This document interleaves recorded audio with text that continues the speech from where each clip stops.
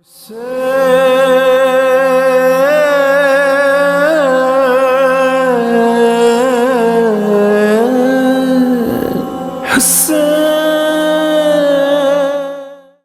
باللہ من الشیطان اللعین الرجیم بسم اللہ الرحمن الرحیم الحمد للہ رب العالمین الصلاة والسلام علی اشرف الانبیاء والمرسلین سیدنا و نبینا و مولانا بالقاسم محمد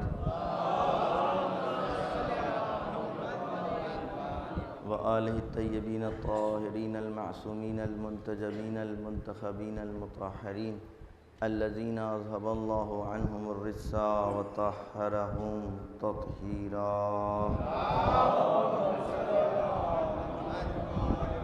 لا سیما بقیت اللہ فی الارضین واللان علی اعدائہم اجمعین من یومنا ھذا الی قیام یوم الدین اما بعد فقد قال اللہ سبحانہ تبارک و تعالی فی محکم کتابہ وقولہ الحق بسم اللہ الرحمن الرحیم یا ایھا الذین آمنوا استجیبوا للہ وللرسول اذا دعاکم لما یحییکم صلوات محمد۔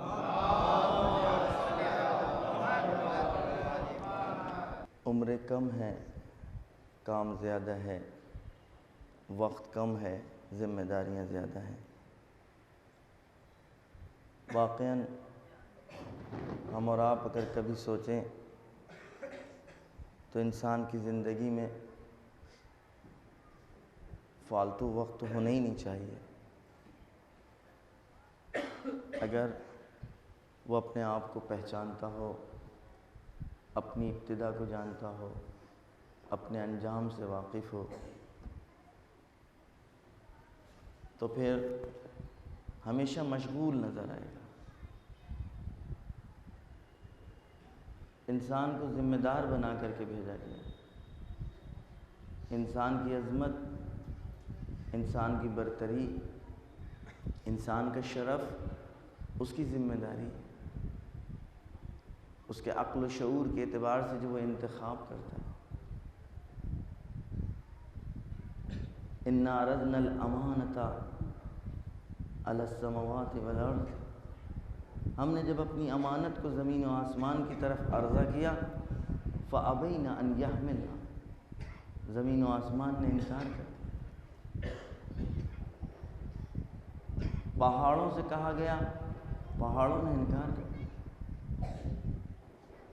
صرف جس نے اس امانت کو قبول کیا، اٹھانے کے لیے قدم آگے بڑھایا اور یہ بیڑا اٹھایا، وہ انسان تھا، حضرت انسان تھا۔ اس کے بعد خداوند عالم اعلان کر رہا ہے اِنَّهُ كَانَ ظَلُومًا جَهُولًا۔ پہاڑوں نے انکار کیا، اس کو نہیں کہا ظلوم و جہول۔ آسمانوں نے انکار کیا، اس سے نہیں کہا کہ ظلوم و جہول۔ زمین و آسمان کے انکار کا مطلب ان دونوں کے درمیان جتنی مخلوقات ہے سبھی نے تو انکار کیا ہوگا۔ فَأَبَيْنَا، سب نے انکار کر دیا، ان یحملنا، اس کو اٹھانے سے، لیکن کسی کے لیے تو نہیں کہا کہ ظلوم اور جہول۔ لیکن جب آپ نے کہا کہ ہم تیار ہیں، جب آپ نے کہا لبیک، تو کہا اِنَّهُ ظَلُومٌ جَهُولٌ۔ یہ کتنا عجول ہے، یہ کتنا جاہل ہے۔ اس کا مطلب اس امانت کو سمجھنے کے بعد، امانت یعنی ذمہ داری، امانت یعنی خداوند عالم نے ہم کو عقل و شعور دے کر کے پیدا کیا ہے، یہی وجہ ہے کہ وہ ہم کو اتنی بڑی ذمہ داری دے بھی رہا ہے۔ اب اس ذمہ داری کو لینے کے بعد اگر ہم ان ذمہ داریوں کے تقاضوں کو نہ پورا کریں تو ظلوم اور جہول ہیں۔ بھینس کو کبھی کوئی نہیں کہتا اندھی یہ دیکھ کے نہیں چلتی، گائے کو کبھی کوئی نہیں کہتا کہ دیکھیے آگے دیکھ کے چلتی ہی نہیں ہے، جب دیکھو میرا کھیت چڑھ جاتی ہے۔ بکری منہ میں ڈال دے، کبھی آپ بکری کو جب اگر کوسنا بھی ہوتا ہے عورتیں تو کہتی ہیں اے دیکھو کیسے پالنے والے لوگ ہیں، ایسے ہی چھوڑ دیتے ہیں، اما بکری کو کوئی کچھ نہیں کہتا۔ کیوں؟ اس لیے اس میں سمجھ کی صلاحیت نہیں ہے، اس میں سوچ کی صلاحیت نہیں ہے، وہ اچھا برا اپنا سمجھتی نہیں۔ لہذا وہ مخلوق جو اچھا برا نہ سمجھے، اگر اس سے کوئی اچھا کام سرزد ہو جائے تو لائق مدح نہیں، اس سے کوئی برا کام سرزد ہو جائے تو لائق مذمت نہیں۔ لیکن ہم اور آپ، ہم مدح کے بھی لائق ہیں، ہم مذمت کے بھی لائق ہیں۔ یہی وجہ ہے فرشتوں کے سجدے کبھی ہم کو اپنی طرف جھکا نہ پائے، فرشتوں کے رکوع، فرشتوں کے قیام، فرشتوں کی عبادتیں، فرشتوں کی سبوحون قدوسون کی صدائیں کبھی لائق مدح نہیں بن پائیں۔ کبھی خداوند عالم نے ان کا قصیدہ نہیں پڑھا، نہ ان کا قصیدہ پڑھا، نہ ان کا قصیدہ پڑھوایا۔ اس لیے عالم بالا کے لیے خلقی کیے گئے تھے، ان کو بنائے ہی سجدوں کے لیے گیا تھا، ان کو بنائے ہی قیام کے لیے گیا تھا، ان کو بنائے ہی رکوع کے لیے گیا تھا۔ وہ رکوع نہ کریں تو ملک نہیں، ان کو رکوع ہی میں پیدا کیا گیا، رکوع ہی میں انہیں رہنا ہے، رکوع ہی میں ان کی روح قبض کر لی جائے گی۔ جو سجدے میں وہ سجدے میں، جو رکوع میں وہ رکوع میں۔ حیوانوں کو کوئی برائی نہیں کرتا، کیوں؟ اس لیے کہ حیوان کو ایسا ہی خلق کیا ہے۔ حیوان اپنے آپ کو جس منزل میں ہیں اسی منزل میں پیدا ہوئے، اسی منزل میں رہیں گے، اسی منزل سے چلے جائیں گے۔ ان کا کبھی مکان نہیں بدلے گا، یہ کبھی دوسری منزل پر نہیں جا پائیں گے۔ گراؤنڈ فلور پر ہیں، گراؤنڈ فلور پر رہیں گے، گراؤنڈ ہی فلور پہ بڑھ جائیں گے۔ ایک صلوات بھیجیے محمد والے۔ اما ملائکہ، آسمانوں پر رہنے والے لوگ، کبھی وہ نیچے اتر ہی نہیں سکتے، لہذا ان کی بلندی لائق مدح نہیں، ان کی پستی لائق مذمت نہیں۔ لیکن ہم میں اور آپ میں، کہ جو دونوں کے بیچ میں ہیں، اپنے ارادے اور اختیار سے چاہیں تو اپنے آپ کو اتنا بلند کر لیں، اتنا بلند کر لیں، ہیں تو زمین پر لیکن آسمان والے ملنے کی تمنا کریں گے۔ لیکن اگر کوئی انسان اپنی ذمہ داری کو، اپنے آپ کو نہ پہچانے تو بلہم ازل ہو جائے گا۔ کل انعام، یہ چار پا جانوروں کی طرح ہیں، بلکہ اس سے بھی بدتر ہیں۔ کیوں؟ ان میں پرواز کی بھی صلاحیت ہے، ان میں سقوط کی بھی صلاحیت ہے۔ صحیح فیصلہ لے لیا تو پرواز اتنی بلند ہوگی کہ فرشتے پیچھے رہ جائیں گے، کہیں گے اس سے آگے بڑھے تو ہمارے بالوں پر جڑ جائیں گے۔ اور اگر پیچھے رہ گئے، صحیح فیصلہ نہیں کیا تو پھر حیوانی نہیں بلکہ حیوان سے بھی بدتر کہلائیں گے۔ ایک صلوات دیجیے۔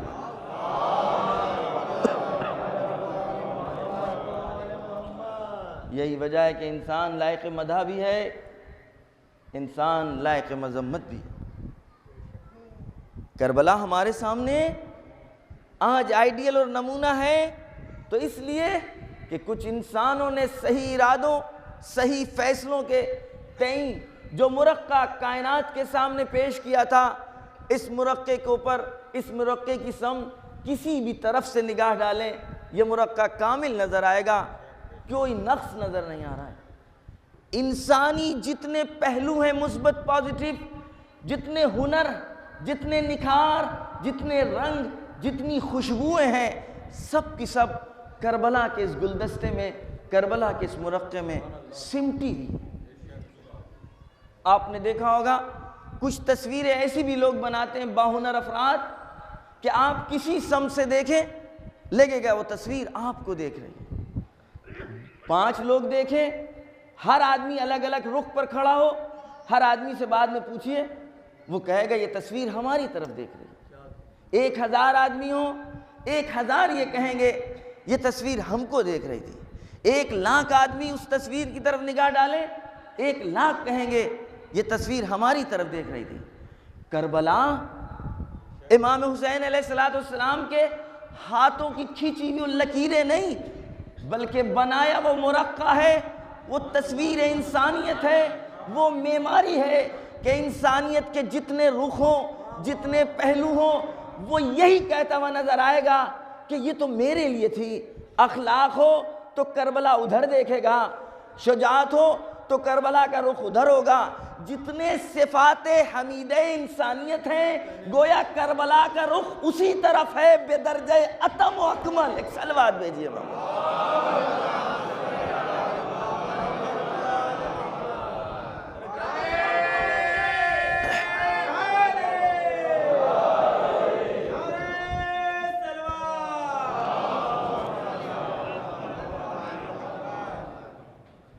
شجاعت آپ نے سنی ہے. کربلا انسانی حسن کا ایک رخ ہے شجاعت. اور صبر اس انسانی چہرے کا ایک نیا رخ نہیں بلکہ حسن کی ایک نئی تصویر ہے. حسن انسانیت کی صبر. صبر کرنے کے بعد انسان ان منزلوں پر پہنچتا ہے کہ جس کے بعد اس کی آنکھوں پر پڑے ہوئے پردے ہٹا دیے جاتے ہیں, کشف و شہود کی منزل میں آتا ہے. لیکن کربلا کا صبر, کربلا میں صبر کرنے کے بعد زبانوں پر انا للہ کے ساتھ ساتھ صدائے شکر تھی, سجدہ شکر تھا. سجدہ صبر نہیں تھا, سجدہ شکر تھا.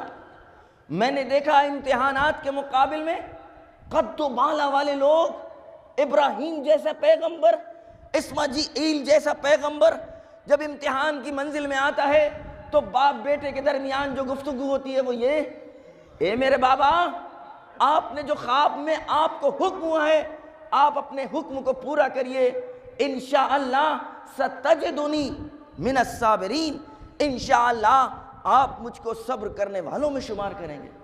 لیکن کربلا کے میدان میں ایک باپ بیٹا گفتگو کر رہا ہے. جب بیٹے نے باپ سے سنا کہ ہم حق پر ہیں تو بیٹے نے ایک ساتھ بغیر کسی سوچے سمجھے کہا, بابا اگر ہم حق پر ہیں تو پھر ہمیں پرواہ کہے گی, کیونکہ ہم تو خلق ہی اس لیے ہوئے ہیں کہ حق کے نمائندہ بنے رہیں, حق کے آئیڈیل بنے رہیں.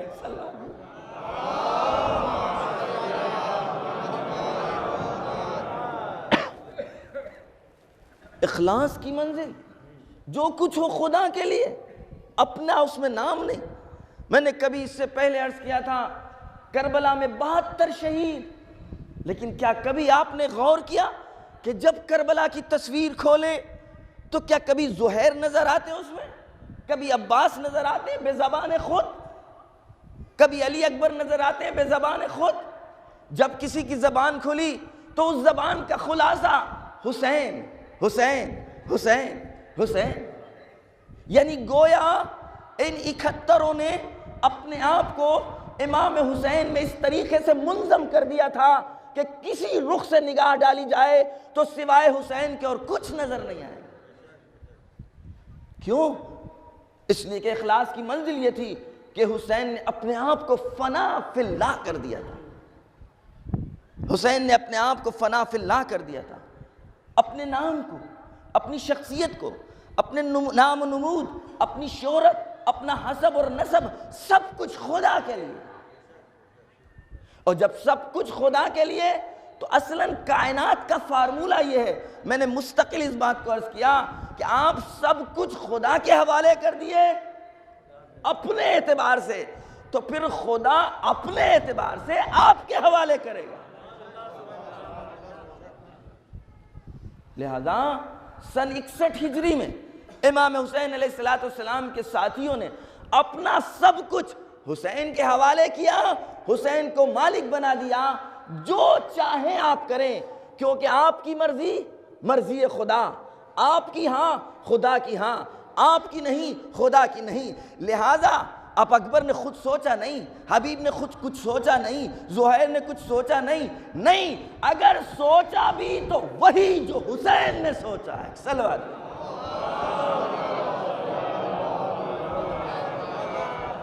کیوں؟ سوچنے کے لیے فکر چاہیے, فکر کے لیے لمحات چاہیے, وقت چاہیے. لیکن ہم نے دیکھا کہ کربلا میں فیصلہ ایک کرتا تھا, لبیک سب کہتے تھے, بغیر درنگ کے, بغیر فاصلے کے, بغیر سوچے ہوئے. کربلا کے مناظر, شب عاشور کے مناظر آپ نے بہت سنے. میں بھی آج کربلا کے شب عاشور کے ایک منظر کو آپ کے سامنے پیش کرنے جا رہا ہوں جو سب کچھ آپ کا سنا ہوا ہے، لیکن آج پوری روایت آپ سنیے۔ امام حسین علیہ السلام خیمے میں، میں نے جو وعدہ کیا ہے وہ پوری جگہ ہے، آپ پوری اپنی جگہ ہے، وہ میں بھی خطبہ پڑھوں گا، لیکن کربلا کیونکہ آج میری آخری تقریر ہے اس موضوع سے متعلق۔ دیکھا جناب زینب مسکرا رہی ہیں، چہرے پہ مسکراہٹ ہے۔ لماذا تبسمتی یا اخی زینب، کیوں آپ مسکرا رہی ہیں اے میری بہن؟ اس لیے کہ مدینے سے اب تک آپ کے چہرے پر مسکراہٹ نظر نہیں آئی۔ فرمایا آپ کے ساتھیوں، آپ کے اصحاب اور آپ کے جیالوں اور آپ کے بھائی بنو ہاشم، یہ جو آپ کے ارد گرد جمع ہیں، ان کے حوصلوں، ان کے جذبات، ان کے احساسات، ان کی قربانی کو دیکھ کر کے میرے چہرے کے اوپر یہ مسکراہٹ آ گئی۔ یعنی گویا ایک ایسا شمع ہے، یہ اب ہماری تعبیر ہے، ایک ایسی شمع ہے آپ کہ ان سب کا ایک مقصد ہے کہ اس شمع کے اوپر ہم اپنے آپ کو قربان کر دیں، ہم اپنے آپ کو قربان کر دیں۔ امام فرماتے اے زینب، اے بہن، تم دیکھنا چاہتی ہو، ہمارے اصحاب کو دیکھنا چاہتی ہو؟ میں نے کئی مرتبہ آپ لوگوں کے درمیان یہ عرض کیا ہے، الگ الگ بھی اور یہاں پر بھی، کہ شمع شب، چراغ شب امتحان لینے کے لیے نہیں بجھایا گیا تھا۔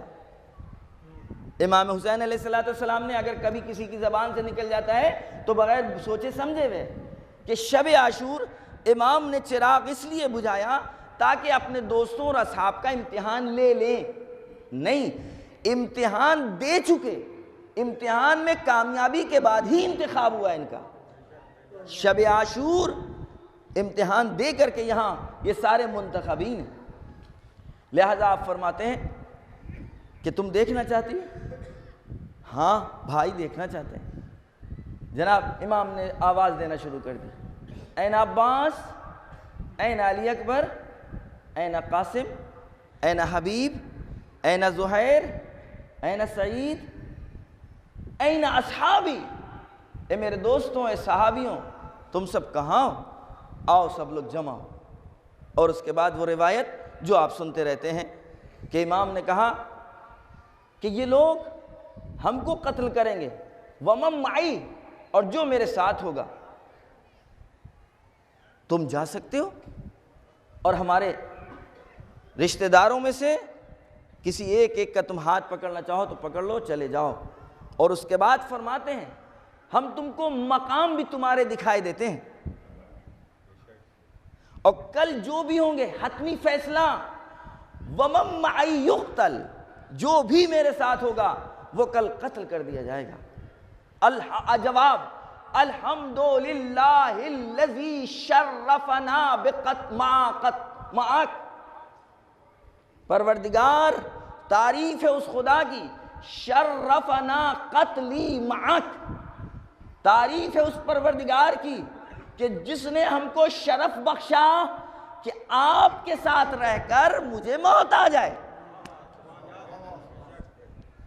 اس کے بعد امام فرماتے ہیں کہ میں تم کو تمام مقامات دکھائے دیتا ہوں، جنت کے مقامات دکھائے، اور دکھانے کے بعد اب ان سے یہ بات کہی جا رہی ہے، یعنی اپنے مقامات، اپنے درجات، اپنے مدارج دیکھ لیے، اس کے بعد فرمایا جا رہا ہے کہ اب تم جانا چاہو تو جا سکتے ہو، کیونکہ ضمانت لی جا چکی ہے، جو آپ پہلے سن چکے ہیں کہ ہم تمہاری جنت کی ضمانت لیتے ہیں۔ لیکن ان میں سے کوئی ایک وہاں سے اٹھ کر کے گیا۔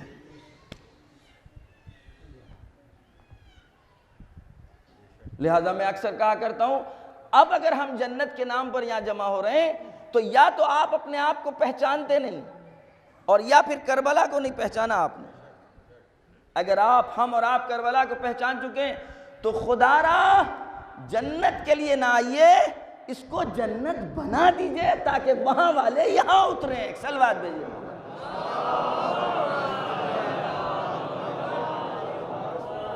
اب دیکھیں موضوع سے متعلق نہیں ہے لیکن ایک بات سن لیجئے، آدم و حوا کو جنت سے نکالا نہیں گیا تھا، ان کی ذمہ داری چینج ہوئی تھی، بدلی تھی۔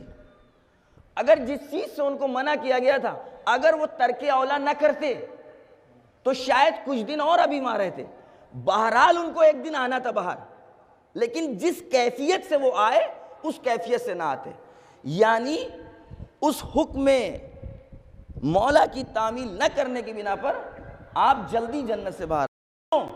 اس لیے کہ تمام پیغمبروں اور انبیاء و اولیاء خدا و اوصیاء خدا کو جنت سے بھیجا اس لیے گیا ہے کہ زمین پر جنت کی تعمیر کریں، زمین پر جنت بنائیں۔ آسمان کی جنت پر ملک رہتے ہیں، فرشتے رہتے ہیں۔ میں نے عرض کیا جو اوپر والے لوگ ہیں ان کو اوپر ہی کے لیے خلق کیا گیا ہے، ان کا اوپر رہنا کوئی قابل تعریف نہیں ہے، لیکن کوئی نیچے رہ کر اپنے مکان کو اتنا بنا لے، ایسا بنا لے کہ اوپر والے اپنے اوپر کے فلیٹ چھوڑ کر گراؤنڈ فلور میں اترنا چاہیں، یہ بہت بڑی منزل ہے۔ صلوات بھیجیے محمد۔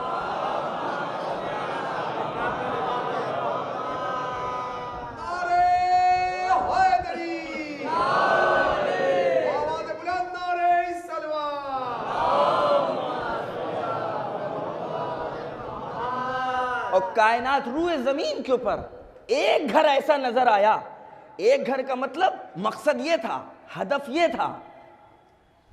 اب لوگ اس ہدف کو مکمل نہیں کر پائے، پورا نہیں کر پائے سوائے ایک گھر آنے کے، لیکن ہدف یہ تھا کہ روئے زمین پر گھر ایسا بنے کہ جبریل ہم سے کہے میں جانا چاہتا ہوں، میکائیل کہے میں جانا چاہتا ہوں، رضوان جنت کہے کہ میں اترنا چاہتا ہوں۔ میں نے تم کو جب خلق کیا تو ان سے سجدہ کروایا تمہاری طرف، تو کم سے کم میری تو لاج رکھو۔ ارے صرف وہ گھر نہ ہوتا، وہ گھر نہ ہوتا کہ جس گھر میں اترنے کی ملائکہ نے تمنا کی ہے تو خدا کا وہ جواب بربنائے ڈکٹیٹرشپ ہو جاتا معاذ اللہ۔ لا اعلم ما لا تعلمون۔ جب فرشتوں نے پوچھا کہ پروردگار تک کیا تو اس کو بنائے گا جو روئے زمین پر خونریزی کرے، تو جواب ملا لا ما، جو میں جانتا ہوں وہ تم نہیں جانتے، جو میں جانتا ہوں وہ تم نہیں جانتے۔ ملک خاموش ہو گیا۔ اس کی خاموشی اس بات کی دلیل نہیں ہے کہ مان لیا، بلکہ یہ ملک اس بنا پر مان رہا ہے کہ خدا نے اگر کہا ہے تو ہے صحیح یہی، لیکن ہمیں دلیل چاہیے۔ اگر خاندان اہل بیت نہ ہوتا، اگر زہرا و علی کا گھر نہ ہوتا اور ملک چھوڑ کر کے روزانہ تمنا نہ کرتا کہ میں خدمت کرنا چاہتا ہوں، میں خادم بننا چاہتا ہوں، میں جو ان کے گھر کے ان کے مزار کے زائرین ہیں ان کی خدمت کرنا چاہتا ہوں، تو پھر وہ جواب ایسے ہی رہ جاتا، بلکہ ان کا نیچے اتر کر کے آنا، اتنی تمنا کرنا، یعنی ان کو جواب مل گیا جنی عالم ما لا تعلمون، جو میں جانتا ہوں وہ تم نہیں جانتے۔ میں نے انسان کو خلق ایسا ہی کیا تھا کہ وہ تم سے برتر ہو۔ ایک صلوات دے۔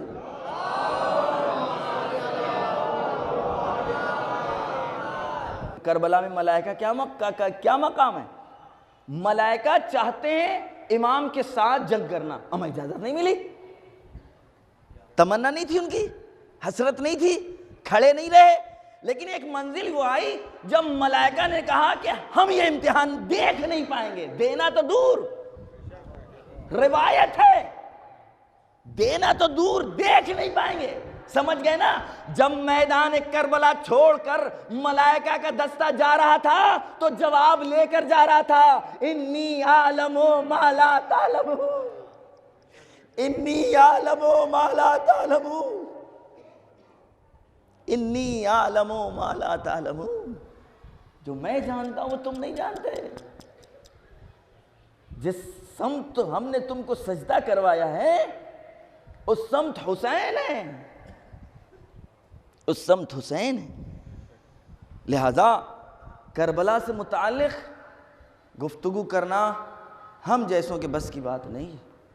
میں آپ تک صرف چند روایتیں پہنچا پایا، چند خطبات کے چند جملے نقل کر پایا، بتا پایا۔ میں نے عرض کیا کہ کسی بھی سمت سے انسانی صفت کو دیکھیں تو ایسا لگتا ہے کہ کربلا اس صفت کی طرف دیکھ رہے۔ انسانی جتنے کمالات ہیں، جود ہو، سقا ہو، کرم ہو، عبادت ہو، نماز ہو، راتوں کی عبادت، سجدے، رکوع، حقوق ناس، ایسے عالم میں لوگوں کے حقوق یاد رہ جائیں؟ جب اترے پہنچے تو زمین خرید رہے ہیں، صحرا ہے، پتہ لگا کہ ہاں اس کا کوئی مالک ہے، زمین خریدی، آواز دی ہمارے ساتھ کوئی ایسا شخص نہ آئے جس کے اوپر کسی کا قرضہ ہو، اگر کوئی قرض دار ہے تو وہ پلٹے، پہلے قرضہ ادا کرے، پھر اگر ہمارے رکاب میں آنا چاہتا ہے تو آنا۔ حقوق ناس۔ لہذا کربلا کو کوئی کسی رخ سے دیکھنا چاہے وہ اس کے لیے آئینہ ہے، اگر انسان بننا چاہتا ہے۔ اب کربلا کی شناخت و معرفت کے لیے ہم نے جو آپ کے سامنے طریقہ اپنایا تھا کہ کچھ ہم سمجھ سکیں، کچھ آپ تک جملے پہنچا سکیں، وہ خود بات کربلا تھی۔ میں نے عرض کیا کہ کربلا میں امام جب نکلے تو 3 چیزوں کے اوپر انہوں نے زور دیا تھا۔ اصلاح، بطور کل اصلاح امت، اپنے نانا کی امت کی اصلاح۔ اس اصلاح کی تفسیر میں انہوں نے یہ کہا، اَأْمُرَ بِالْمَعْرُوفِ وَأَنْهَى عَنِ الْمُنْكَرِ وَأَسِيرَ بِسِيرَةِ جَدِّي وَسِيرَةِ أَبِي۔ اپنے نانا کی سیرت اور اپنے بابا کی سیرت، ان دونوں پر میں عمل کروں گا۔ وہی جواب جو علی ابن ابی طالب کے جواب تھا۔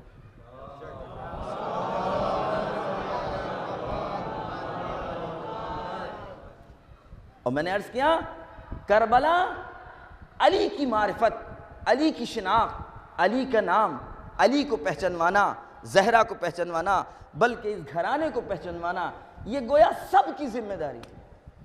اور دوسری طرف بنی امیہ کے چہرے کے اوپر پڑی نقاب کو اتارنا، اور پوری طرح صرف تقریر کی شکل میں نہیں بلکہ اقرار کے ساتھ۔ میں نے آپ کے سامنے 2 اقرار پیش کیے۔ ایک اقرار پرسوں پیش کیا تھا جب امام حسین علیہ السلام نے مکے میں سب کو جمع کر کے کہا تھا، انشدکم اللہ، میں خدا کی قسم کھا کر کے تم سے پوچھنا چاہتا ہوں، کیا تم نے علی کو خیبر میں نہیں دیکھا، احد میں نہیں دیکھا؟ اور وہ ظریف نکات کہ جس کو میں نے پیش نہیں کیا، میں نے صرف ترجمہ کیا تھا۔ کیا تم فتح مکہ کے اوپر بھول گئے؟ کیا تم احد کے ٹائم بھول گئے؟ اور سب نے کہا قالو اللہم نعم، اللہم نعم۔ اللہ کو حاضر و ناظر جان کر کے ہم سب کہتے ہیں ہاں ایسا ہی ہے حسین جیسا آپ کہہ رہے ہیں۔ یہ سب کون لوگ تھے؟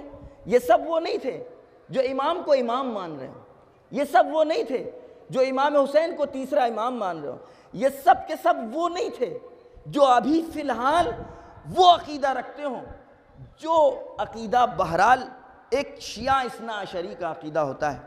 اس میں البتہ کچھ لوگ ایسے بھی تھے جو امام کو امام وقت برحق مان رہے تھے، لیکن بہت سے ایسے تھے جو یزید کے مقابل میں امام کو حق پر مان رہے تھے۔ یہ نقطہ بہت ظریف ہے، اس کے اوپر آپ باقی رہیے گا۔ جب جناب زینب سلام اللہ علیہ کا ہم خطبہ پیش کریں گے تو اس کا جواب وہاں آپ کو ملے گا۔ ایک صلوات دیجیے محمد۔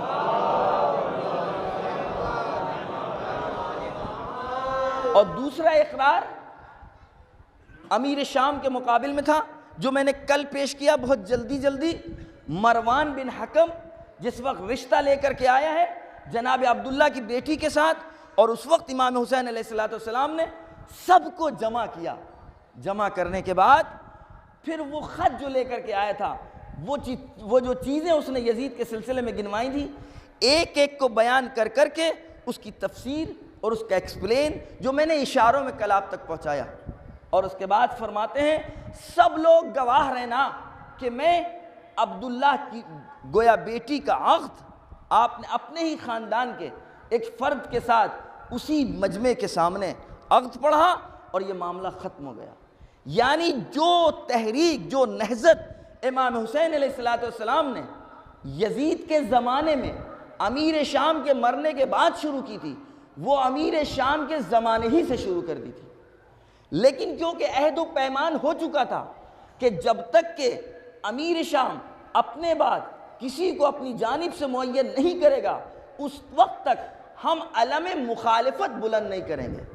لہذا جہاد، مخالفت، احتجاج کی شکل میں تو تھا، خطوط کی شکل میں تو تھا، لیکن تحریک بن کر کے باقاعدہ قیام نہیں کیا تھا۔ جیسے ہی اس نے اس عہد پر عمل نہیں کیا، اور اب امام حسین علیہ السلام نے، کل میں نے عرض کیا تھا، اقرار لے لے کر کے آج تاریخ کے سینوں کے اوپر امیر شام کے وہ سارے اقرار موجود ہیں کہ جس وقت امام نے یہ پوچھا تھا کہ جب اس نے یہ کہا کہ تم کو پتہ ہے کہ ہم نے تمہارے باپ کے چاہنے والوں کے ساتھ کیا کیا، امام خاموش رہے، اور تاریخ نے، راویوں نے لکھا ہے، بہت ہی مصلحت آمیز مسکراہٹ امام کے چہرے کے اوپر آئی، بہت ہی مصلحت آمیز، یا اس سے اچھا کوئی لفظ ہمیں مل نہیں رہا ہے ابھی، بہت ہی معنی خیز مسکراہٹ، مصلحت آمیز نہیں صحیح ہے بلکہ معنی خیز مسکراہٹ آپ کے چہرے پر آئی، اور اس کے بعد کچھ نہیں کہا بلکہ کہا بتاؤ تم نے کیا کیا، بتاؤ تم نے کیا کیا۔ میں کہتا ہوں بیٹے کی وکالت کرنے والے پہلے اس بیٹے کے باپ کے بارے میں خود باپ کے کہے ہوئے جملے تو سن لے، وہ کیا کہہ رہا ہے۔ اور پھر علی ابن ابی طالب علیہ السلام کی اس حدیث کو غور کرنا، یا علی حبک الایمان و بغضک الکفر والنفاق، یا علی انت و شیعتک ہم الفائزون، اے علی تم اور تمہارے چاہنے والے فائز اور کامیاب ہیں۔ یہ بتلاؤ جو فائز و کامیاب رسول خدا کی زبان پر ہو، اس کو اگر کوئی اقرار کر لے کہ میں نے اس کو قتل کیا، قتل کرنے کے بعد غسل دیا، غسل دینے کے بعد کفن پہنایا اور میں نے اس کو دفن کر دیا، گویا اب سے 1400 سال پہلے امام حسین علیہ السلام نے نہیں، نواسے رسول نے نہیں، وَأَنَا مِنَ الْحُسَيْن کے مصداق نے اس بات کا اعلان کر دیا تھا کہ جو کچھ میں یہاں کہہ رہا ہوں بس یہی حق ہے اگر رسول کو کوئی رسول مانتا ہے۔ صلوات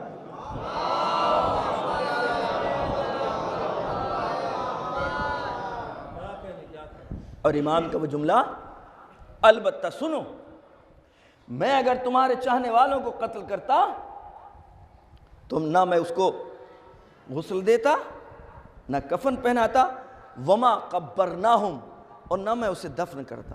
میں نے عرض کیا ایک ایک جملہ ایک تفسیر ہے، وقت کا معصوم کہہ رہا ہے، حجت خدا کہہ رہی ہے، حجت خدا کہہ رہی ہے کہ ہم اس کو دفن نہ کرتے، اور امیر شام خاموش ہے، پلٹ کر ایک سوال نہیں کیا۔ اے حسین تم تو علی کے بیٹے ہو، تم تو رحمت کے سے تعلق رکھتے ہو، تم نے تو ابھی اپنا تعارف یہ کرایا تھا، تمہارا باپ وہ، تمہارا نانا رسول، تم تو اسلام کا پرچم لیے وہ، یہ سب کچھ تعارف کرا چکے ہیں نا پہلے، انشدکم، ٹھیک ہے نا۔ اب آپ بتائیے ان تمام اقرار کے بعد، ان تمام اعلانات کے بعد امیر شام نے جب امام حسین سے علیہ السلام سے یہ سنا کہ اگر میں تمہارے چاہنے والوں کو قتل کرتا تو نہ دفن کرتا، نہ غسل دیتا، نہ کفن پہناتا، تو کوئی تو اعتراض کرنا چاہیے تھا، حاکم وقت تھا امام حسین علیہ السلام، اس وقت جب گفتگو کر رہے ہیں حاکم وقت نہیں ہے، بادشاہ یا ہاتھ نہیں ہے، آپ خلیفۃ اللہ کے منصب پر فائز ہیں، لیکن ظاہری اعتبار سے تخت و تاج کے مالک نہیں ہیں، فوج آپ کے ساتھ نہیں، قدرت ظاہری آپ کے ساتھ نہیں، لیکن جو تخت سلطنت پر بیٹھا ہے اس سے کہہ رہے ہیں، اور وہ خاموش ہے، وہ خاموش ہے۔ یہ تخت شام پر بیٹھنے والے کی خاموشی اور ناطق قرآن کی زبان پر نکلے ہوئے جملے رہتی دنیا تک ایک اعلان کر رہے ہیں کہ جو بھی علی اور اولاد علی کے مقابل میں آیا نہ وہ لائق غسل ہے، نہ وہ لائق کفن ہے، نہ وہ لائق دفن ہے۔ صلوات بھیجئے محمد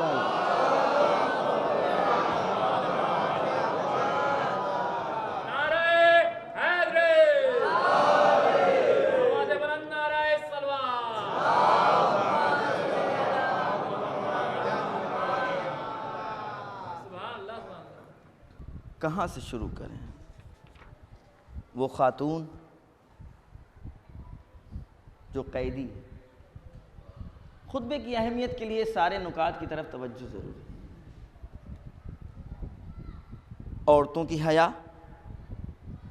پھر خاندان اہل بیت کی حیا۔ وہ خاتون جس کے لیے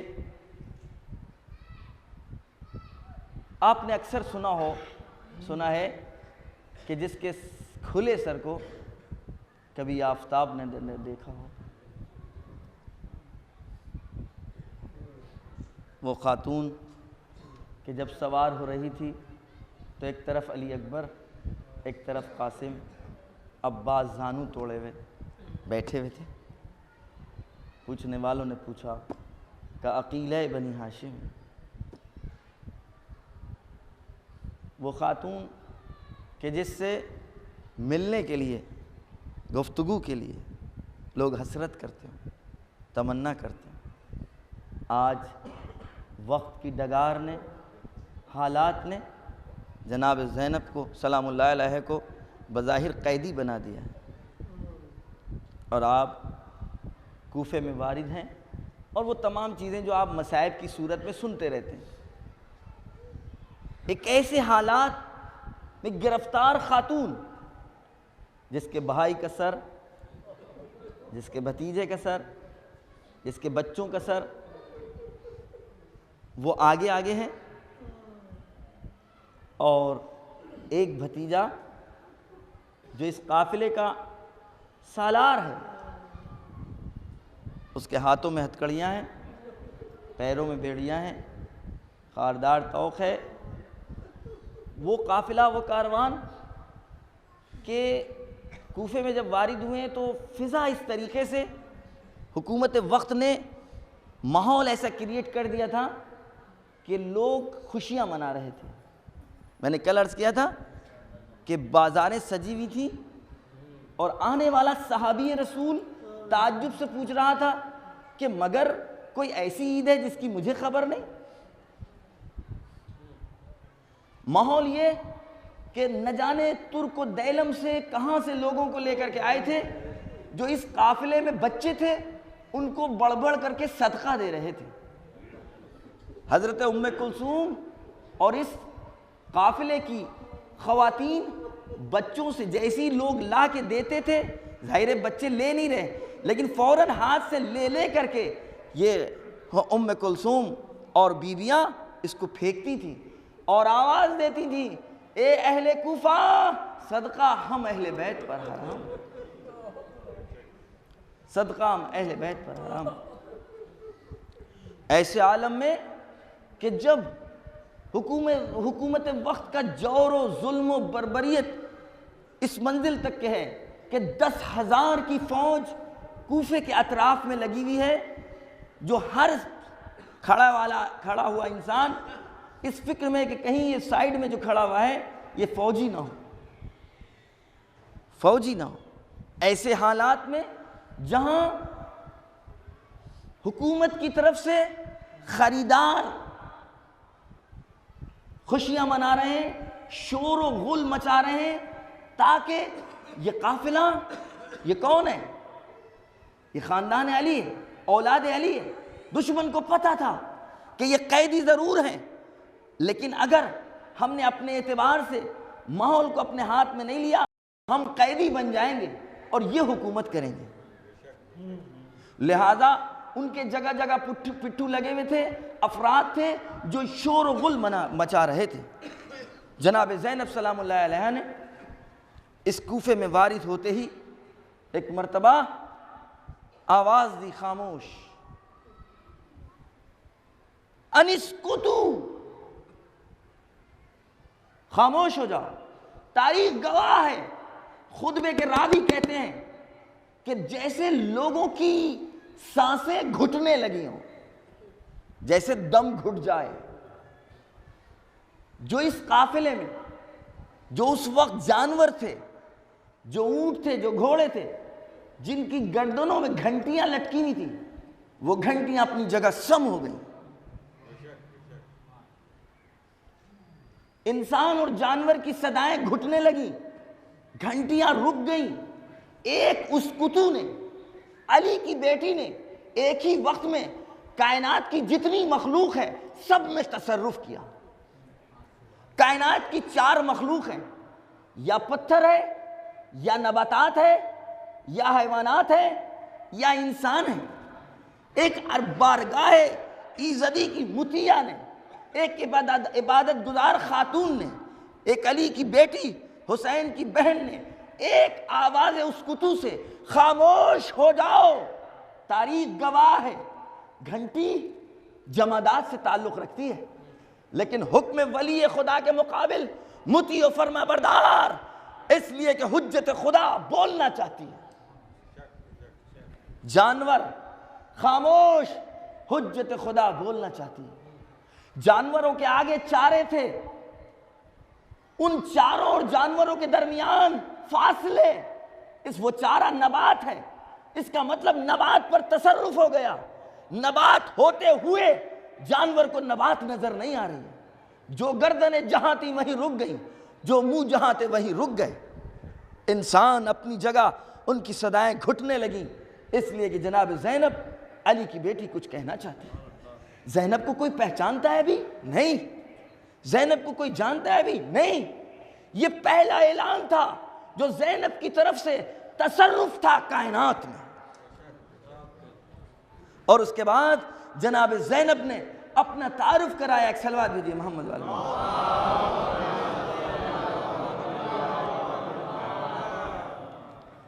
اس خطبے کو جس نے نقل کیا ہے اس کا کہنا یہ ہے کہ میں نے اس سے قوی، اس سے بلیغ، اس سے فصیح، اس سے ادیب، اس سے رسا، اس سے پہلے کوئی خطبے کو نہ دیکھا نہ سنا۔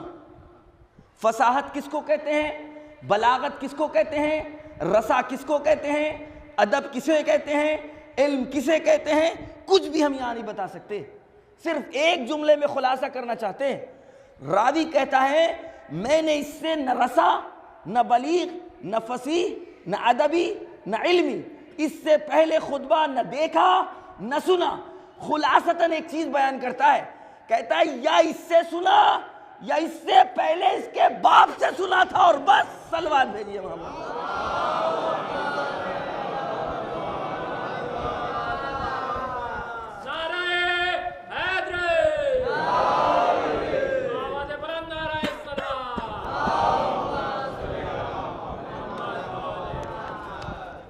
خطبے کے سلسلے میں سن لیے، کہتا ہے فَلَمْ أَرَى حَفْرَةً وَاللَّهِ أَنْتَقْ مِنْهَا۔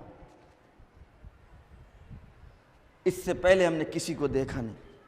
لَمْ أَرَى أَقْوَ مِنْهَا عَلَى التَّكَلُّمِ وَأَقْدَرَ عَلَى الْخِطَابَةِ، نہ نطق میں اس سے قوی، نہ خطابت میں اس سے زیادہ قدرت مند، باوجود اس کے کہ حیا بدرجہ اکمل اور اتم، کأنہا تفرغ عن لسان امیر المومنین۔ راوی خلاصہ کرتا ہے، کہتا بس ایسا لگ رہا تھا کہ جیسے امیر المومنین کی زبان سے چشمے جاری ہوں، علم کے، فصاحت کے، بلاغت کے۔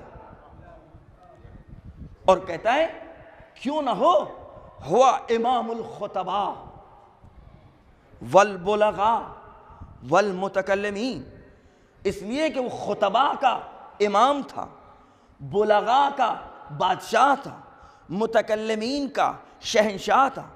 اور اس کے بعد کہتا ہے قد کان لہو اسلوب خاص، اس لیے کہ جب علی بولتے تھے تو بولنے ہی سے پتہ لگ جاتا تھا کہ علی ہے۔ کون کہہ رہا ہے؟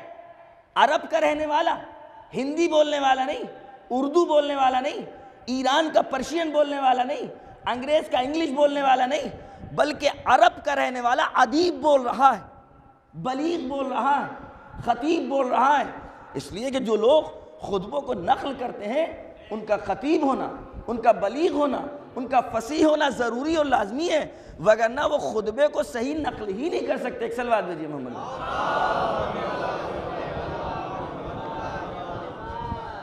فرماتا وہ فی اعلی ذمۃ الفصاحہ، فصاحت اور بلاغت کے اعلیٰ درجے پر فائز۔ ایسا لگتا ہے کہ جیسے علی ابن ابی طالب حروف کے ذریعے بات کرتے ہوں، الفاظ کی انہیں ضرورت نہ ہو۔ بڑی عجیب بات ہے، اب ہم کیسے گزر جائیں؟ ایسا لگتا ہے کہ علی حرفوں سے بولتے تھے، الفاظ سے نہیں بولتے تھے۔ دیکھیے الفاظ کی ضرورت اس کو پڑے گی جو الفاظ ڈھونڈتا ہو، اور جس کے آگے الفاظ ہاتھ جوڑے کھڑے ہوں، ہمیں استعمال کریے، ہمیں استعمال کریے، ہمیں استعمال کریے، اس کے لیے کہا جاتا ہے اس کو الفاظ کی ضرورت نہیں ہے، یہ حرفوں سے بولتا ہے۔ ایک سلوات بھیجیے۔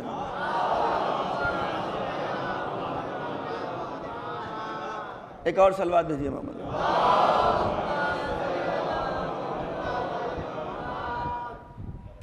منقادۃ لہ، الفاظ منقادۃ لہ، تمام الفاظ اس کے سامنے مطیع و فرما بردار تھے۔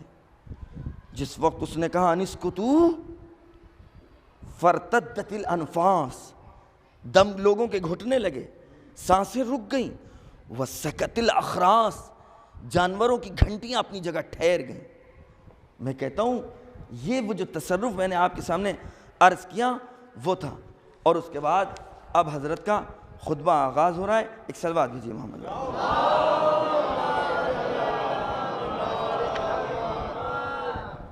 اما بعد، الحمدللہ الذی شرفنا وکرمنا، تعریف و حمد و ثنا اس پروردگار کی جس نے ہمیں شرافت بخشی اپنے نبی کے ذریعے، کرامت بخشی نبوت کے ذریعے۔ اما بعد، یا اہل الکوفہ و یا اہل الخطل والغدر والخزل والمکر، اے کوفے کے رہنے والوں، اے اہل کوفہ، تم جانتے ہو تم کون ہو؟ تم مکر و فریب میں مستقل مبتلا رہ چکے ہو۔ تم نے میرے باپ کے ساتھ دغا کی، تم نے میرے بھائی کے ساتھ دغا کی، اور پھر پوری تاریخ ہے کہ جو یہاں اب بیان نہیں کیا جا سکتا کہ علی ابن ابی طالب علیہ السلام کے ساتھ بھی کہاں کہاں دغا ہوئی ہے۔ الا فلا رقعت الابرہ، یاد رکھنا اب تمہارے آنسو کبھی رکیں گے نہیں۔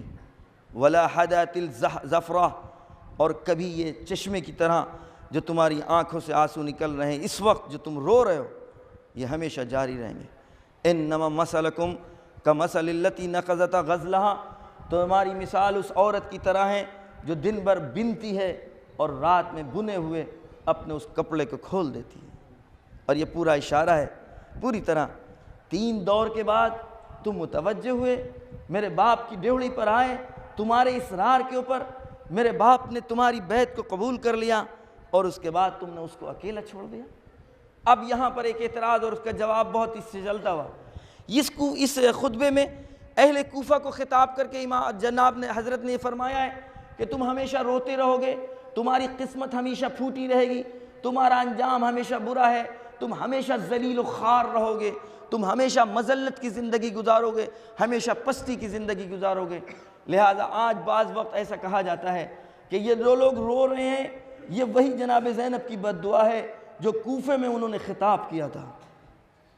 میں آپ سے پوچھنا چاہتا ہوں، ہم جب روتے ہیں تو عزت کے ساتھ، بلندی کے ساتھ، حضرت نے کیا فرمایا؟ تم روتے رہو گے، ہمیشہ ذلیل و خوار رہو گے، پستی تمہاری قسمت بن چکی ہے۔ یاد رکھنا دنیا میں در در کی تم ٹھوکریں کھاتے رہو گے اور اپنے گزشتہ کے اوپر ہمیشہ افسوس کھاؤ گے کہ تم نے ایسا کیوں کیا، تم نے ایسا کیوں کیا۔ میں ان تمام لوگوں سے کہنا چاہتا ہوں، ایک ایک بچے سے آ کر ہمارے پوچھ لے کیا ہم اپنے ماضی کے اوپر افسوس کھا رہے ہیں یا ہمارے ماضی کے اوپر ہمارا سر بلند ہے اور سرفراز ہے۔ ہمارا یہ گریہ اور ہمارے یہ آنسو ہماری عزت کو بلند کر رہے ہیں، بالا کر رہے ہیں، یا ہم پست و خوار ہیں؟ جب ہم روتے ہیں تو معصومیں دو عالم اپنے رومال کو آگے بڑھا کر ہماری عزت کو دوبالا کر دیتی ہیں۔ لہذا حضرت نے ان لوگوں کہا تھا جو کوفے میں اس وقت وہ لوگ تھے کہ جنہوں نے تو بلایا تھا اور بلانے کے بعد خیانت کر کی اور دھاگا کی، یہ تھے کون لوگ؟ یہ تھے کون لوگ؟ حضرت نے اس خطبے میں اشارہ کیا، تمہاری مثال اس عورت کی طرح ہے کہ جو بنتی ہے، بننے کے بعد کھول دیتی ہے۔ تم نے 3 دور میں در بدر کی ٹھوکریں کھائی، ٹھوکریں کھانے کے بعد تم یہ سمجھ گئے کہ اب ہمیں خود اپنے ذریعے سے اپنی قسمت کو تلاش کرنا ہوگا. تم علی کی ڈیوڑی پر آئے, تم نے کپڑا اپنے ہاتھ سے بننے کے بعد تم نے یہ سوچا کہ تم اپنے آئندے, اپنے مستقبل کو خود تعمیر کر لو, لیکن تم نے علی کا ساتھ چھوڑ کر بنے ہوئے کپڑے کو خود کھول دیا. یعنی دوبارہ تم وہیں پلٹ گئے جہاں تھے. کوفہ کس نے بنایا, کس دور میں بنا, کوفے میں لوگ کون لوگ تھے, یہ سب تاریخ بتا دے گی. لہٰذا کوفے میں وہ لوگ تھے جو علی کو 3 دور کے بعد ہار کر علی کی ڈیوڑی پر پہنچے تھے کہ اب ہماری دنیا بھی نہیں بچ پائے گی بغیر علی کے. دین تو جا چکا تھا, اب دنیا خطرے میں تھی. کیوں؟ اس لیے کہ بنی امیہ کا جادو کام کر چکا تھا. بنی امیہ کے بادل سر پر منڈلا رہے تھے مدینے کے رہنے والوں پر, کوفے کے رہنے والوں پر, مصر کے رہنے والوں پر. اب ان کی دنیا بھی خطرے میں تھی. لہذا سوچا کہ علی کے دروازے پر آ جائیں. اس دروازے پر آنے کے بعد آئے تھے دنیا کی لالچ میں, لیکن اگر اس در پر رکے رہتے تو آخرت بھی ملتی, دنیا بھی ملتی ہے. صلوات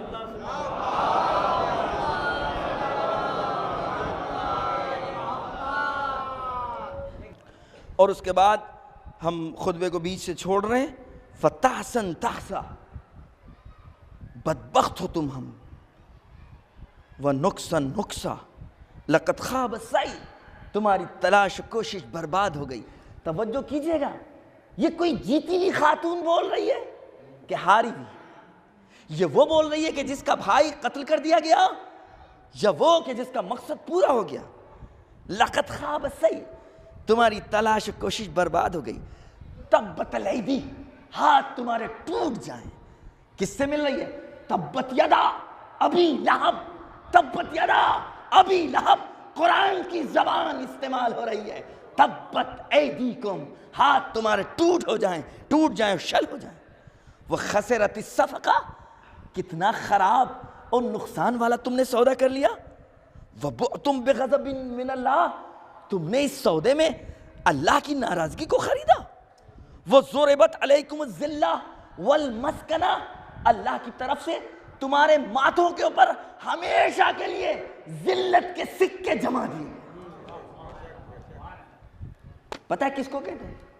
جانوروں کو سلاخ گرم کر کے جمایا جاتا ہے, نشانیاں لگائی جاتی ہیں.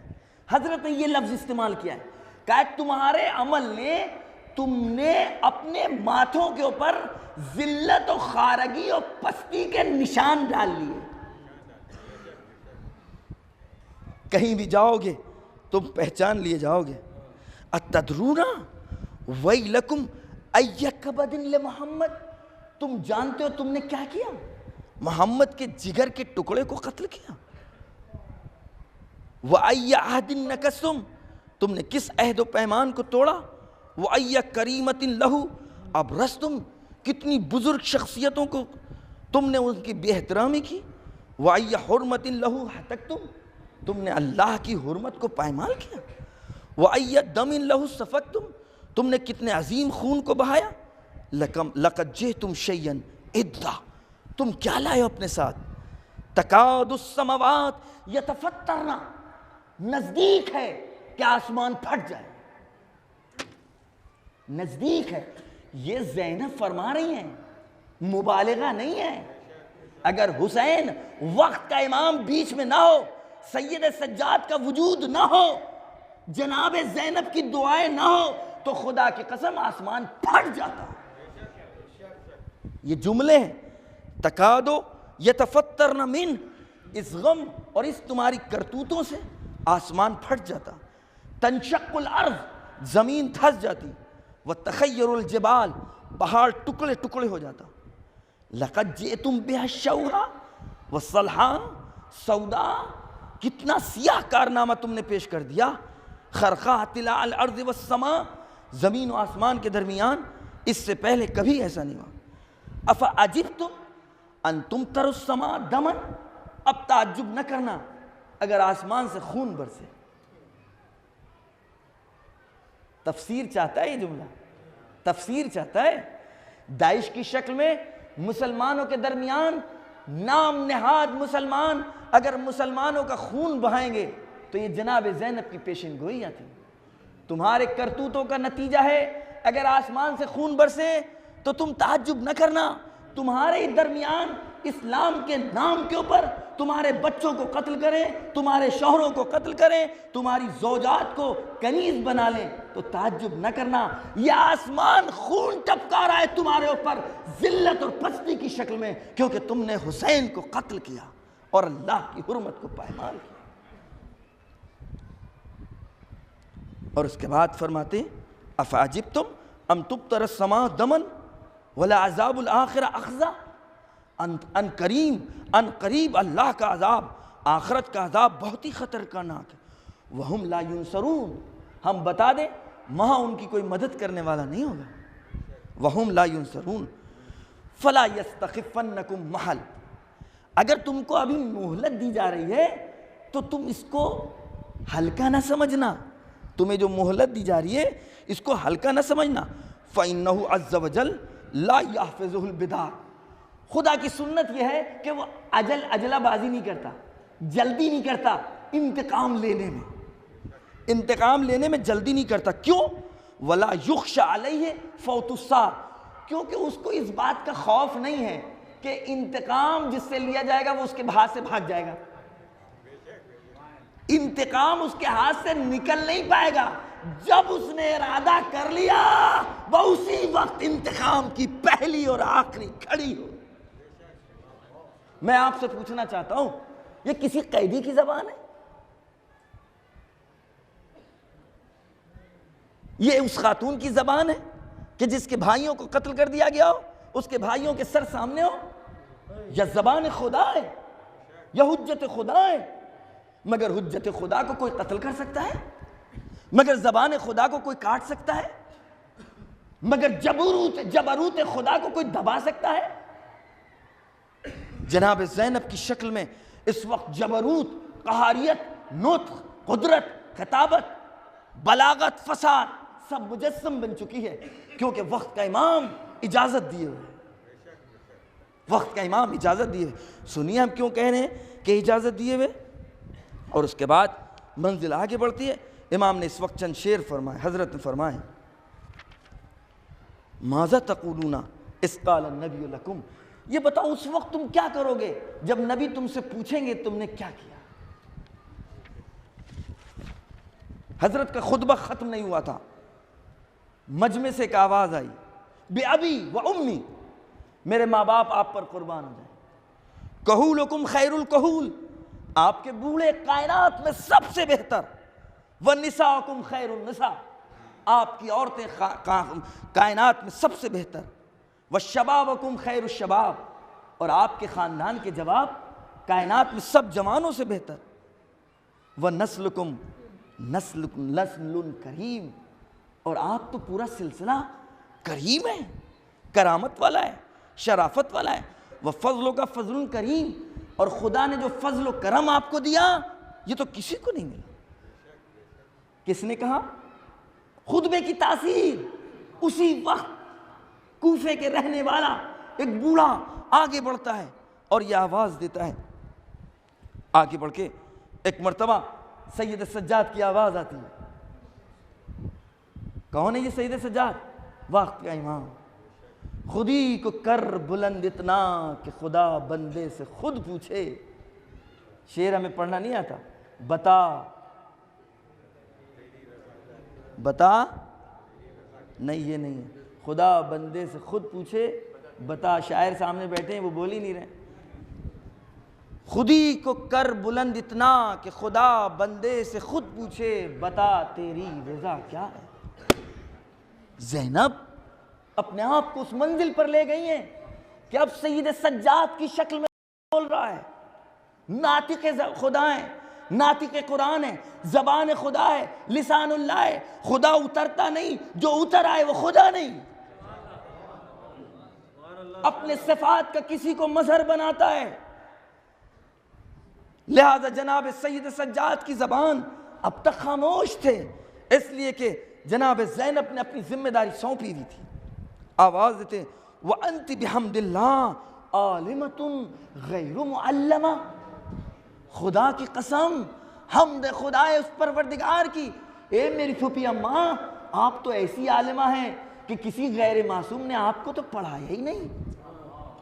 فَحِمَةٌ غَيْرُ مُفَحَّمَةٌ، آپ تو فہم و ادراک و شعور کے اس مقام اور اس درجے پر فائز ہیں کہ کسی نے شعور اور فہم کا درس آپ کو نہیں دیا ہے سوائے آپ کے باپ اور آپ کی ماں اور آپ کے بھائی جو سب کے سب معصوم تھے۔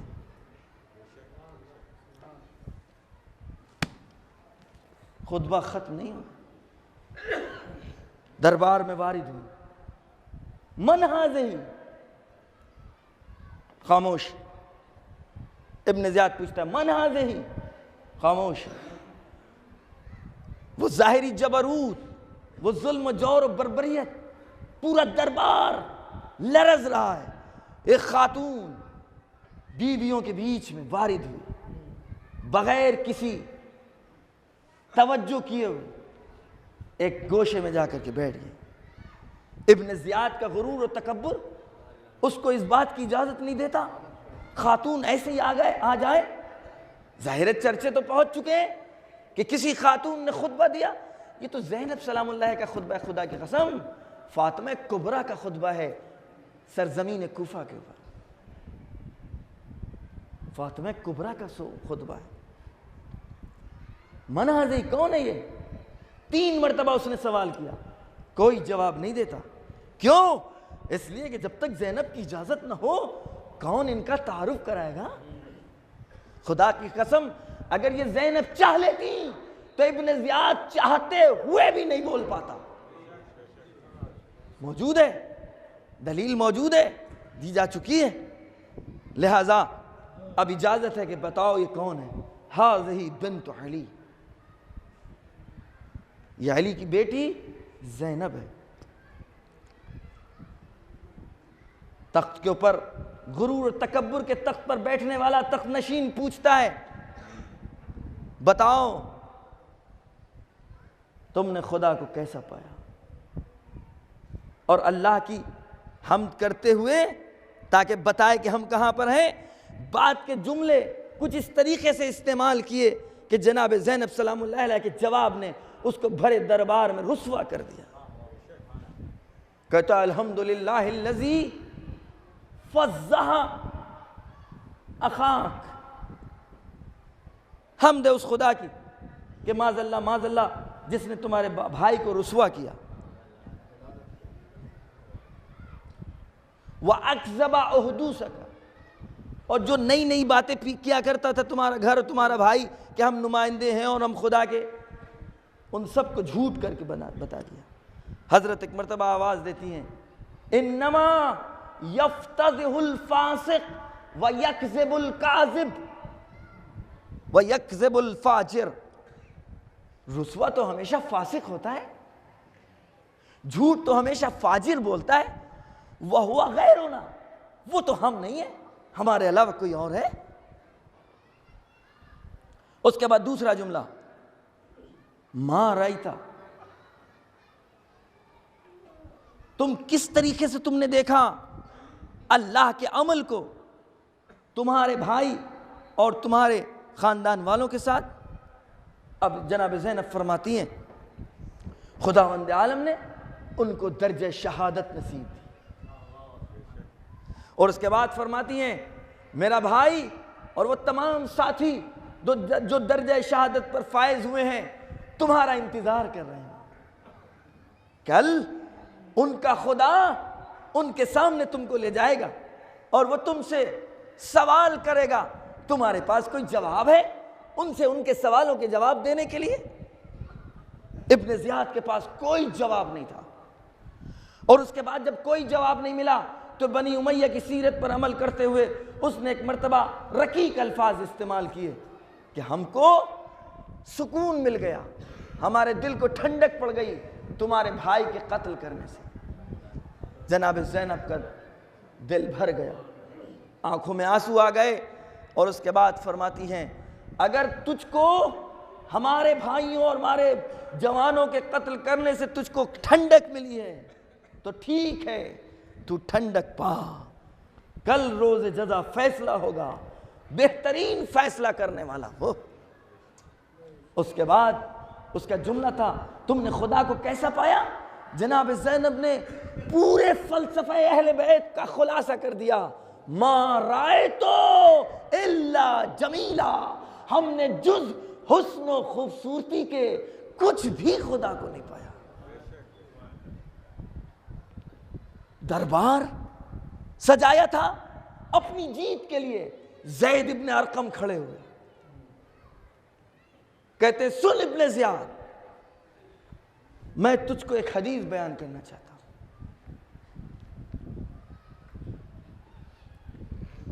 تو جس دندان مبارک کی بے ادبی کر رہا ہے، میں نے اپنی آنکھوں سے دیکھا ہے، رسول ان دندان مبارک کا بوسہ لیتے تھے، ان لبہائے مبارک کا بوسہ لیتے تھے۔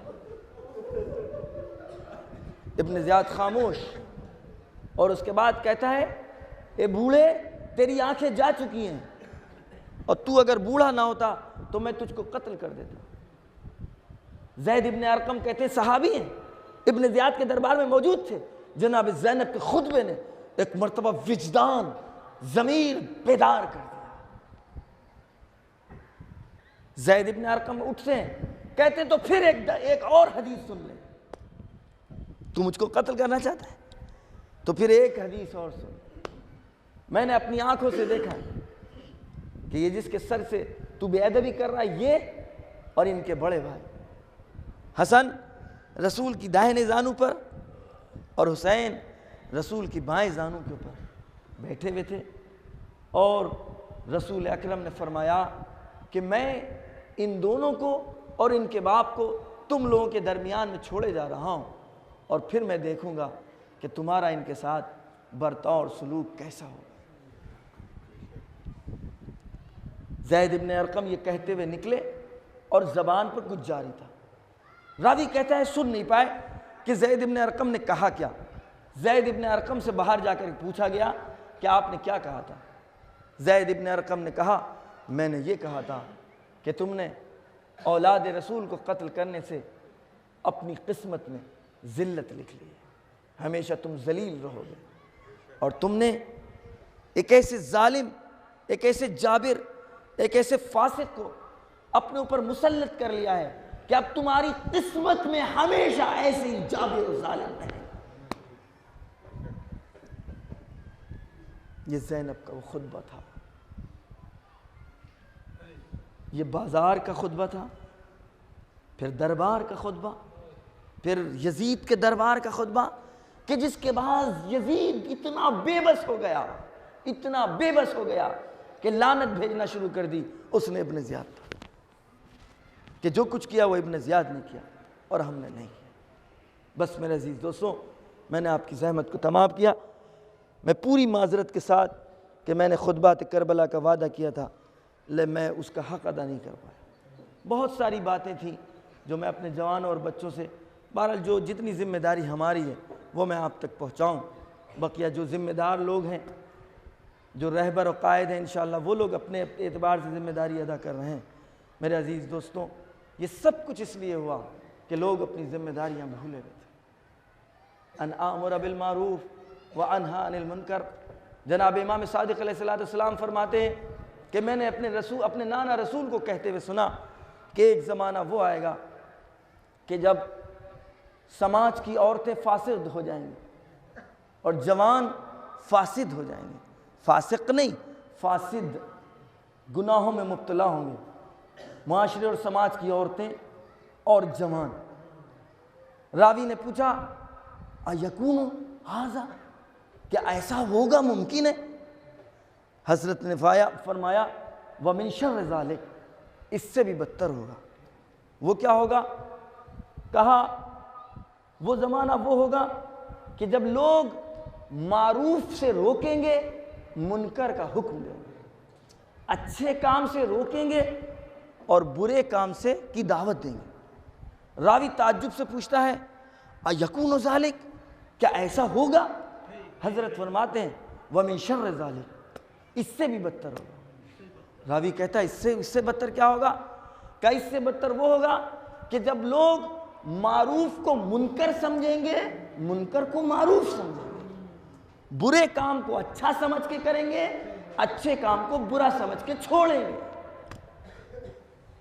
اور اس وقت ذمہ داری علماء، شعراء، خطباء، صاحب عقل، ذمہ دار افراد جن کو اللہ نے کچھ عزت احترام، جن کی زبان کا لوگ خیال رکھتے ہیں، پاس رکھتے ہیں، ان کی ذمہ داری یہ ہے کہ وہ اپنی ذمہ داری کو نہ بھولیں، نیکی کی طرف لوگوں کو دعوت دیتے رہیں اور برائی سے لوگوں کو روکتے رہیں۔ فلسفہ کربلا، نہضت کا فلسفہ علت العلل صرف یہ تھی ان آمر بالمعروف وانہی عن المنکر۔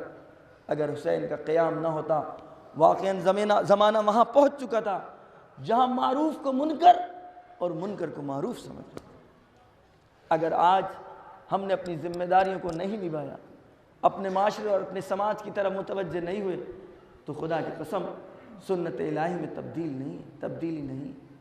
کہیں ایسا نہ ہو کہ ہمارے سماج اور ہمارے معاشرے میں بھی جو لوگ زبان سے، جو لوگ دل سے، جو لوگ اپنے اقدام کے ذریعے سے برائیوں سے روک سکتے ہیں وہ اقدام کریں۔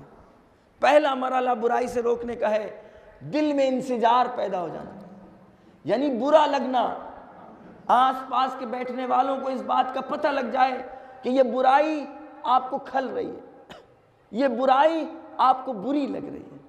آپ بول نہیں سکتے، آپ روک نہیں سکتے، لیکن آنکھوں کے اشاروں سے، چہرے کے رنگ سے اس سے تو بتا سکتے ہیں نا کہ آپ اس فضا سے راضی نہیں ہیں، یہ جو کچھ ہو رہا ہے اس سے آپ راضی نہیں ہیں۔ یہ پہلا مرحلہ ہے، اور اگر اس کے بعد والا مرحلہ، وہ پہلا مرحلہ کارگر نہ ہو تو پھر زبان سے کہیے، منع کریے، روکیے، اچھائی کی طرف دعوت دیجیے۔ کسی ایک کے اوپر نہ چھوڑیے کہ یہ ذمہ داری فلاں کی ہے، ہر ایک مسئول ہے۔ کلکم مسئول وکلکم رائن، ہر تم میں جتنے ہیں سب کے سب مسئول ہیں اور سب کے سب عمل کرنے والے ہیں۔ ہم اپنے اعتبار سے، آپ اپنے اعتبار سے، ہر ایک سے سوال ہوگا اس کی ذمہ داریوں کے اعتبار سے۔ خدا کی قسم واٹس ایپ جو لوگ استعمال کر رہے ہیں، جو لوگ سوشل میڈیا کے اوپر ادھر ادھر پیغام و میسج بھیجتے ہیں، میسج کو آنے اور فارورڈ سے کرنے سے پہلے اس میسج کو پرکھ لیں، کہیں ایسا تو نہیں آج دنیا کے ہم شکار ہو جائیں۔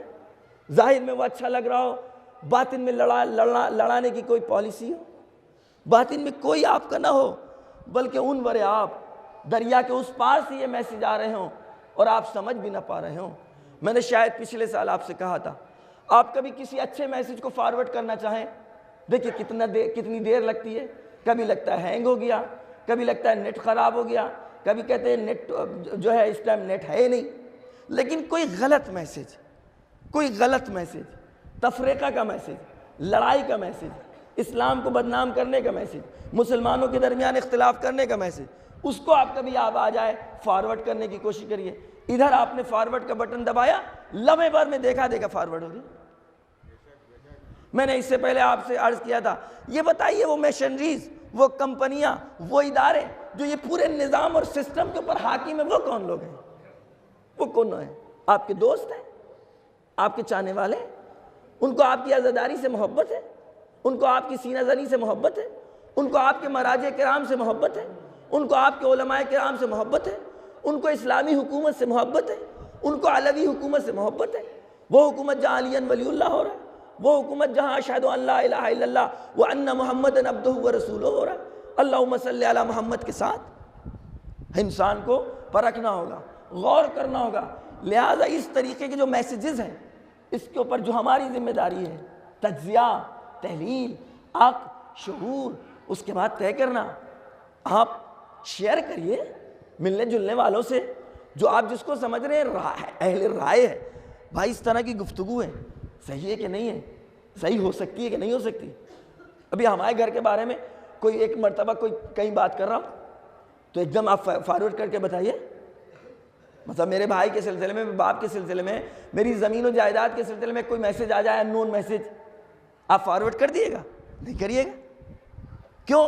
اس لیے کہ آپ کو نزدیک سے اپنا نقصان و نفع نظر آئے گا، کیونکہ نزدیک سے نفع و نقصان نظر آئے گا، فارورڈ کرنے سے پہلے تحقیق کریں گے اور پھر بعد میں کہیں گے اما یہ تو گھر کی بات تھی، اس کو بھیجنے کی کیا ضرورت تھی اور میسج ڈالنے کی کیا ضرورت تھی۔ بس میرے عزیز دوستوں، مذہب، دین، آئین، قرآن، مراجع، علماء، عزاداری، ان سب کے متعلق جو میسیجز ہیں ان کے سلسلے میں بھی آپ کو غور کرنا ہوگا کہ اس میں ہی فائدہ ہے، اس میں ہی آپ کا نقصان ہے۔ ایک صلوات دیجیے گا۔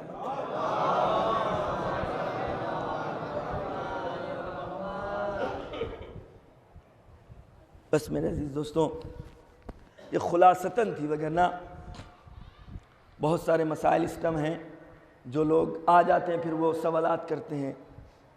کبھی حضرت قاسم کی شادی کا مسئلہ چھڑ گیا اور کبھی کوئی چھڑ گیا، کبھی کوئی چھڑ گیا۔ آپ یہ دیکھیے کہ آپ کے اس سوال سے آپ کے دین، آپ کے مذہب، آپ کے ایمان میں قدرت پیدا ہو رہی ہے، آپ کا ایمان قوی ہوگا، آپ کو کوئی شرعی مسئلہ پتہ لگے گا جس سے کچھ فائدہ ہو ہم کو، دین کا، مذہب کا۔ ٹھیک ہے، وہ سوال آپ کریے، پوچھئے، فارورڈ کریے، لیکن جس میں اور خلش بڑھے، اختلاف بڑھے، انزجار بڑھے، جھگڑے لڑائی کے احتمالات ہوں، ان کو وہیں ختم کریے، بلکہ فارورڈ کرنے والے میسج سے ایک نیا میسج بھیجیے، بھائی میرے ہمیں تو بھیجا ہے لیکن یہ میسج اور کسی کو فارورڈ نہ کرو، اس سے اختلاف بڑھے گا، لڑائیاں بڑھیں گی، جھگڑے بڑھیں گے۔ آپ کے خدا کی قسم دوست کوئی نہیں، جس طریقے سے آپ کے مولا کے دوست کوئی نہیں تھا، اس وقت ساری دنیا ایک ساتھ جمع ہو گئی تھی حق کے مقابل میں، اسی طرح آپ کے وجود کو ختم کرنے کے لیے آج بالکل تلے ہوئے ہیں، کسی بھی شکل میں آپ کے وجود کو خطرے میں ڈال دیں، آپ کے امتیاز کو خطرے میں ڈال دیں۔ بس میرے عزیز دوستوں، یہ تو دین ہے میرے مولا امام حسین کا، یہ عطیہ تو کربلا کا ہے، یہ تو ان کے بیشیر علی اصغر کا ہے، یہ تو علی اکبر کی جوانی کا عطیہ ہے ہمارے اور آپ کے نام، کہ کربلا ہمیشہ ہمیشہ حق و باطل کے درمیان ایک نقطہ امتیاز بنی رہے۔ جو کربلا کے ساتھ ہے وہ حق والا ہے، جو کربلا کے مقابل میں ہے اس کا دور دور سے حق کا کوئی رشتہ نہیں۔ گلے کٹ گئے، حق کو نہیں مٹا پائے، لاشیں پامال کر دیے گئے، حق پامال نہ کر سکے۔ خواتین کے سروں سے چادریں اتار لی گئیں لیکن حق کو اڑیا نہیں کر پائے۔ یہ گھرانہ تو در بدر ایک شہر سے دوسرے شہر لے جایا گیا لیکن حق کبھی در بدر نہیں۔ انہوں نے خاندان اہل بیت کو تو اسیر بنایا لیکن حق کو کبھی اسیر نہیں بنا۔ سر کٹ گیا، نو کے نیزہ پر حسین نے بول کر حق کی آزادی کا اعلان کر دیا، حق کا ترانہ پڑھ دیا۔ البتہ یہ معاملہ سخت تھا، سب کچھ دیا، سب کچھ قربان کر دیا، لٹا ہوا قافلہ سب کچھ دے چکے، بچوں کو قربان کر چکے، اور اب اپنی ایک چادر کے لیے، اپنے ایک پردے کے لیے التماس کرنا پڑ رہی۔ ام کلثوم جب یہ قافلہ کوفے میں وارد ہوا تو آپ نے اس نیزہ برداروں سے کہا، ان نیزہ برداروں سے کہو سروں کو کچھ آگے لے جائیں تاکہ جو تماشائی جمع ہوئے ہیں اور اہل حرم کی طرف نگاہ ڈالے ہوئے یہ اس طرف سے ان کی نگاہیں ہٹ جائیں اور نیزہ برداروں کی طرف چلی جائیں۔ دوسری درخواست بیویوں کی یہ تھی کہ کوفے میں اس دروازے سے لائے جائے کہ جس دروازے میں تماشا بین کم ہے۔ لیکن کیا ایسا ہوا؟ کیا ایسا ہوا؟ نہیں ہوا، ایسا نہیں ہوا، بلکہ اسی دروازے سے لایا گیا کہ جس دروازے میں تماشا دیکھنے والے زیادہ جمع ہوئے تھے۔ جناب سکینہ کو اپنی پھوپھی کی بے بسی دیکھی نہیں گئی۔ جناب سکینہ نے ننھے ننھے ہاتھوں سے کہا اور ایک ننھی سی زبان کھولی، اے پھوپھی اماں مجھے یہ بتائیے کہ ناقہ صالح کے بارے میں ہم نے سنا ہے کہ ناقہ صالح کا ایک بچہ تھا، جب ناقہ صالح کے ساتھ، اس ناقے کے ساتھ لوگوں نے ظلم کیا تو ناقہ صالح کے بچے نے بد دعا کی تھی اللہ کی بارگاہ میں، تو اس قوم کے اوپر عذاب نازل ہو گیا تھا جس نے اس ناقے کو قتل کیا تھا، اس ناقے کو قتل کیا تھا۔ سکینہ فرماتی اے پھوپھی اماں کیا یہ واقعہ سچ ہے؟ ہاں میری بیٹی سچ ہے۔ یہ بتاؤ تم پوچھ کیوں رہی ہو؟ کہا اے پھوپھی اماں میں اللہ کی بارگاہ میں ہاتھوں کو پھیلا کر گڑ گڑا کے بد دعا کرنا چاہتی ہوں، یہ بتائیے کیا ہمارا احترام ناقہ صالح کے بچے سے بھی کم ہے؟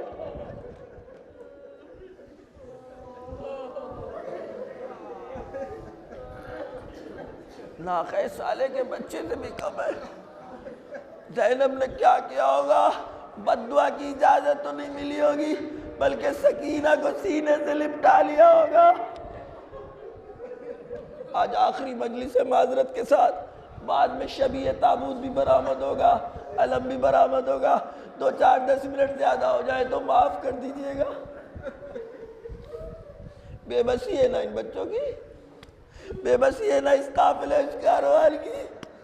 میں نے کل عرض کیا تھا اب یہ قافلہ کوفے سے آگے بڑھ رہا، لیکن کوفے میں کچھ خواتین نے پوچھنا شروع کر دیا کہ یہ بتائیے کہ یہ کہاں کے اسیر ہیں، اس لیے کہ بتایا تو کچھ اور گیا تھا۔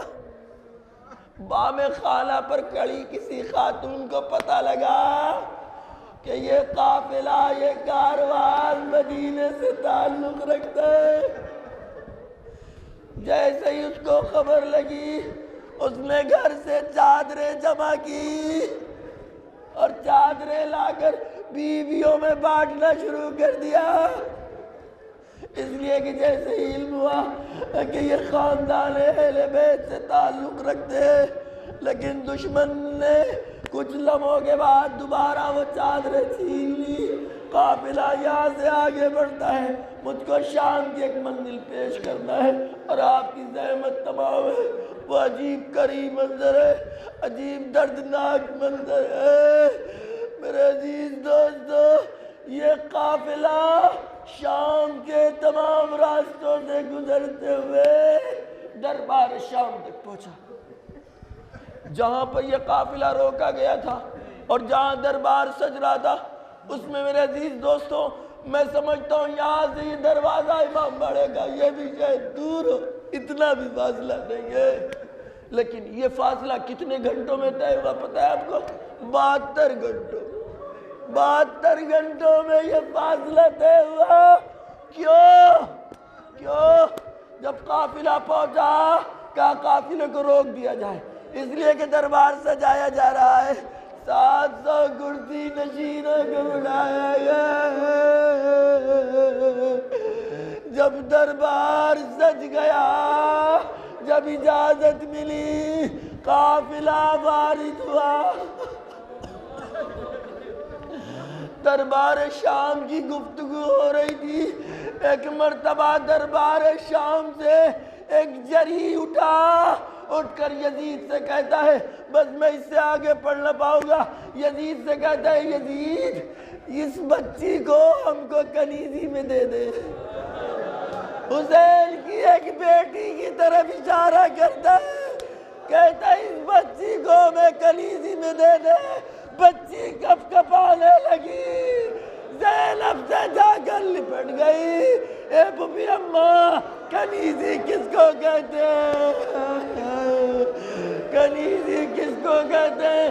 زینب کو غیظ آ گیا، تو بھی جھوٹا، یزید بھی جھوٹا، ارے تجھ میں جرت نہیں ہے۔ ایک منزل وہ آئی، پورے قافلے کاروان میں کوہرام مچا ہے، خوف طاری ہو چکا، یہ وہ وقت آ چکا ہے۔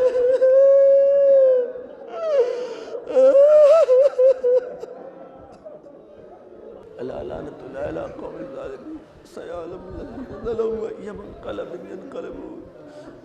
بار اللہ اس مختصر سی عبادت کو قبول فرما۔